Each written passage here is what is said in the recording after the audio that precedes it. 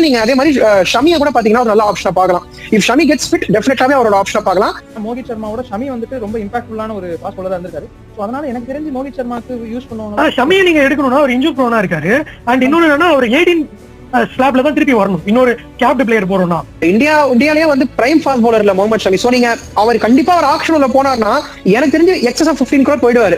So Y not நீங்க 18 crore கண்டிப்பாக யோசிக்க மாட்டாங்க அந்த மாதிரி அப்படின்னு எனக்கு தோணுது. ஃபர்ஸ்ட்ல 18 crore I am ready to give to Mohammed Shami. ஏன்னா along with Jasprit Bumrah one of the top bowlers in India. So அந்த மாதிரி கூட அவங்க யோசிக்கலாம். ஷமியை பத்தி ஆட் பண்ணிடுறேன். இன்னும் ஃபுல் ஃபிட்னஸ்க்கு வரல.